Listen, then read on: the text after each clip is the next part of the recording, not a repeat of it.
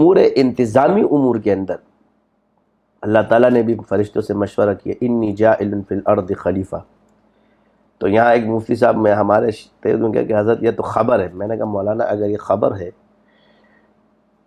تو قطعی خبر کا انکار تو ویسے بھی جو ہے نا انسان کے ایمان کو خطرہ میں ڈال دیتا ہے، اس پہ شک بھی نہیں. یہ مشورہ ہے کسی کے، یہ رائے ہے، اور رائے میں خلیفہ جو ہے نا انتظام کے لیے بنایا جاتا ہے کہ نظام کے تحت. تو اللہ تو محتاج نہیں ہے بے شک. تو ایک نظامی طور پر اللہ تعالیٰ بھی فرشتوں سے مشورہ کر رہے ہیں. آگے سے فرشتوں کی رائے کیا ہے؟ قالوا اتجعل قالوا فيها اتجعل فیہا من يفسد فيها ويسفك الدماء. تو ایسے لوگ کو بنا رہا ہے جو خون بہائیں گے، اور ہم تو تیری تسبیح کرتے ہیں. ونحن نسبح بحمدك بحمدک ونقدس لک، ہم تیری تعریف بھی کرتے ہیں اور پاکی بیان کرتے ہیں. ماشاء اللہ. اب یہاں پر یہ اصل ہے. اسی طرح سورہ شورا پوری ایک صورت نازل ہوئی ہے کہ آپ آپس کے معاملات میں مشورہ کریں، اور مشورے کے لیے ماہر تاثر نہیں کہ ایرے غیروں سے آپ بیٹھ کے جو ہے نا مشورہ کریں. شورا بھی جب بنائی جاتی تو ماہرین کی بنائی جاتی جو انتظام کو سمجھتے ہو. تو اس طرح پھر فن کے ماہر سے رائے کرنا کیوں منع ہوا؟ پھر ایک آیت اور ہے وشاورہم فی الامر، اسی شورہ اس میں یہ اس میں انسان قرآن کی آیت سورہ شورا اس پہ نازل ہے. نام بھی سورہ شورا ہے پورے، اگر ایک تو ایک آیت ہے لیکن پورے نہ سورت کا نام شورا رکھا گیا. تو اب ان تمام چیزوں کو دیکھ کر کہ شروع سے ماہرین صحابہ بھی کوئی مشورہ کرتے حضور کے پاس جاتے رائے دیتے، اور رائے کا ایسا بھی احترام ہوتا تھا اگر حضور کی رائے ہوتی ہو نہ مانتے تو حضور ناراض بھی نہ ہوتے. اسی طرح تشخیص کرنا تو کہ بھائی جی اب ہمیں پتہ ہے بعض لوگ مزاج ہیں، طبائع، فراست بزرگوں کی بڑی قوی ہوتی ہے. وہ انسان کے چہرے کو دیکھ کے، جیسے پہلے قیافہ شناس سے پوچھا جاتا تھا، یعنی نسب کے لیے حضور صلی اللہ علیہ وسلم ایک دن گھر میں تشریف لائے تو آپ بڑے خوش تھے، حالانکہ حضور ہے. فرمایا کیا؟ کہ وہ فلاں ہے نا قیافہ شناس. وہ کہتا ہے کہ اسامہ کے قدم جو ہے نا زید کی، اسامہ کی قدم، اسامہ کے قدم، اسامہ بن زید رضی اللہ عنہ، اسامہ حضرت زید بن حارثہ کے بیٹے تھے. تو انہوں نے کہا کہ اس کا جو قدم ہے یہ باپ کے قدم پر ہے، اسی طرح جیسے والد کے قدم ہے. یہ حلالی ہونے کا سب سے بڑا ثبوت انہوں نے قیافہ شناسی سے کیا کہ اسے نسب ثابت ہے. ماشاءاللہ. تو اب وہ کس چیز سے وہ قیافہ شناسی، اور حضور اس سے خوش ہوئے.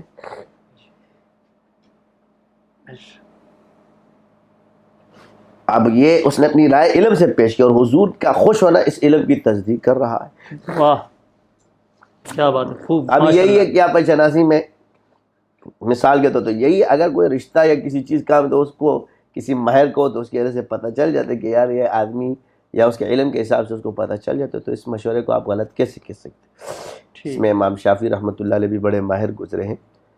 تو ماہر سے مشورہ کرنا منع نہیں ہے، نہ سے استخارہ کروانا منع ہے. خواہ خود بھی کر سکتے اگر تمیز اس کو پتہ ہو، کیونکہ پھر بزرگوں نے جو سے. لیکن یہاں ایک جگہ بزرگ کی رائے اور ایک جگہ صحابہ کے ہم سیکھتے تھے.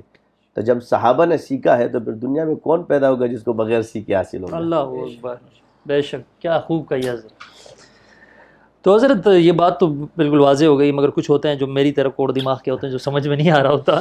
عموماً بار بار سنتے بھی تو عموماً ایسی چیز ہے وہ ذہن میں اٹک جاتی ہے کہ یار آپ لوگ تسبیح پہ تو استخارہ کر رہے ہو، جیسے کہ کوئی بھی آ جاتا ہے اعتراض کرنے کے لیے آ جاتا ہے، یہ ہمارے پاس یا آپ لوگوں کے پاس بھی آیا ہوگا، ٹھیک ہے. تو حضرت وہ پوچھتے ہیں کہ آپ یہ جو تسبیح ہلا کر جو استخارہ کر رہے ہیں، تو آپ یہ پوچھ رہے ہیں، یہ تو آپ جنات سے پوچھ رہے ہیں یا آپ یہ کیا پوچھ رہے ہیں؟ تو بات یہ ہے کہ ان کے لیے پھر کیا کہا جائے؟ ہم کہاں سے پوچھ رہے ہیں؟ ہم ماہر تمہیں کیوں بتائیں؟ یہ سمجھ گئے؟ ہم جہاں سے بھی پوچھ رہے ہیں، جتنے بھی لیبارٹری میں ٹیسٹ ہوتے سر عام تو نہیں ہوتے. تیرا کام ہو رہا ہے تو بس ٹھیک ہے. ہاں بھائی آپ کو مل رہا ہے، صحیح بات ہے. اب جو کہتا ہے کہ جو کیفیاتی چیز کو تم باتوں سے تو واضح نہیں کرو گے.